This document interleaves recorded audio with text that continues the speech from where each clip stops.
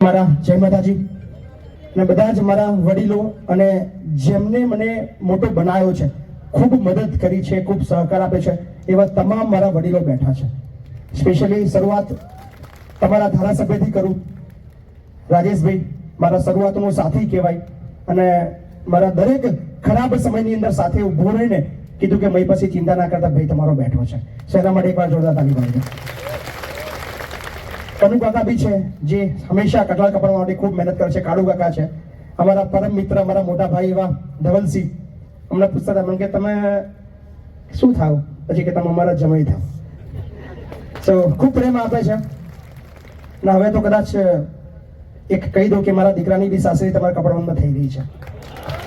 સો હવે ઓલવેઝ તમારો મહેમાન થવાનો છું. શું આનંદ આવી રહ્યો છે. અને શરૂઆતના વખતે એમાં જ હું કહી દઉં, મેં ધવલસિંહ જ્યારે એમને ગાડીમાં આવતા ત્યારે એક વાત ચોક્કસ નથી કરી કે એક મેસેજ આપવો છે કે પ્લીઝ આ મીટિંગને સમાજની મીટિંગ બનાવજો, રાજકારણની મીટિંગ ના સમજતા. અહીંયા કોઈ ભાજપ, કોંગ્રેસ, આમ આદમી પાર્ટી કરવાની સમાજના ઉત્થાન માટે આવ્યા છે. અને ચોક્કસથી આ એટલા માટે બોલું છું કે જ્યારે ક્ષત્રિય સમાજની મીટિંગ થાય ને ત્યારે જ આ ચર્ચા થાય છે, બીજી કોઈ મીટિંગની અંદર ચર્ચા થતી.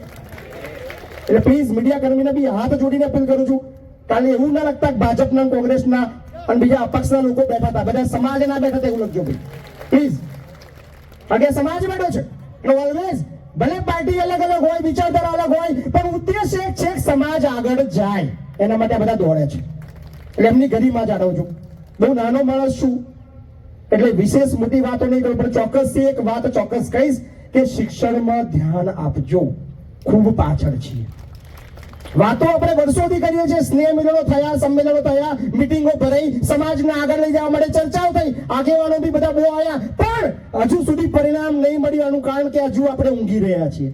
દર વખતે એક જ વાત કરી છે, જાગો જાગો, પણ જાગીને કરવું હું એ ખબર નહીં. હકીકત છે. પણ હવે મને વિશ્વાસ છે, કારણ કે શિક્ષિત અને યુવા વર્ગ તમારા નેતા બન્યા છે તમારા વિસ્તારના. મદદ કરજો લ્યા. શિક્ષણ માટે તમારા વિસ્તારના ધારાસભ્ય ખૂબ એક્ટિવ છે, ખૂબ મહેનત કરી રહ્યા છે. અને હવે તો બધા ભેગા છીએ તો ભૂકા જ નીકળવાના છે. બધા એક મંચ પર છે.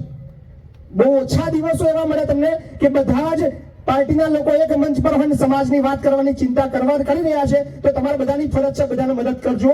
અને ખાસ શિક્ષણ માટે જે વાત કરી, મારી દિલથી ઈચ્છા છે કે કપડ વિસ્તારની અંદર, કઢાળ વિસ્તારની અંદર એક એવું સંકુલ બને. તમારા ભાઈ રાજેશભાઈને હું જવાબદારી આપું છું, ભાઈ આ તમારી જવાબદારી છે.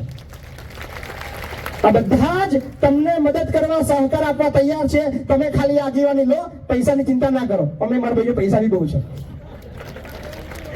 કારણ કે મહિપતસિંહને જો મદદ કરતો હોય તો ઓલવેઝ મહિપતસિંહ એની માટે મદદ કરવા તૈયાર છે અને ખૂબ ઉત્સાહી છે અને દિલથી એમની ઈચ્છા છે.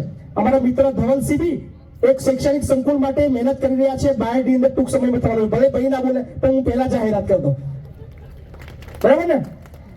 સાથે જ મારા રાજકીય ગુરુ કહેવાય અર્જુનસિંહ સાહેબ, એ એવી વ્યક્તિ છે જ્યારે મહિપતસિંહ કોઈ નતું ઓળખતું ત્યારે મહિપતસિંહ સામેથી ફોન કરીને કીધું, મહિપતસિંહ આવો, મારે તમને મળવું છે. સો એવા અર્જુનસિંહ સાહેબ બેઠા છે. અને અત્યારે તો આપણા સમાજનું ગૌરવ કહેવાય. ભાઈ એના માટે તાલી પાડો યાર. મારો ભાઈ, મને આજે બી યાદ છે કે હું સંજયસિંહ બાઇક લઈને રાત્રે સમાજના ઉત્થાન માટે ગામડે ગામડે ફરતા હતા. એ ચલાવવાનું પાછળ બેવું. પણ આજે આપણા સમાજને આગળ લઈ જવાની જવાબદારી, ડ્રાઇવિંગની જવાબદારી ભાઈ તમને આપું છું. પ્લીઝ સમાજ માટે જાગજો. સમાજને ખૂબ જરૂર છે. આપણો સમાજ ખૂબ પાછળ છે. ખરેખર યાર આ સમય જો વીતી જશે, 2-4 વર્ષ ગયા પછી આપણો ક્યાંય ક્લાસ નહીં આવવાનો. હજુ બી થોડો ડર છે. ભાઈ આપણા મંત્રી બન્યા એનો મતલબ હજુ બી ડર છે. આ ડર થોડો વધારો લે. બધા ભેગા થાવ. ખરેખર જે દિવસે આ બધા જ એક મંચથી તમે બધા ભેગા થઈને કામ કર્યું, કોઈ સરકારની, કોઈ પાર્ટીની આપણે જરૂર નહીં પડવાની. આપણી જ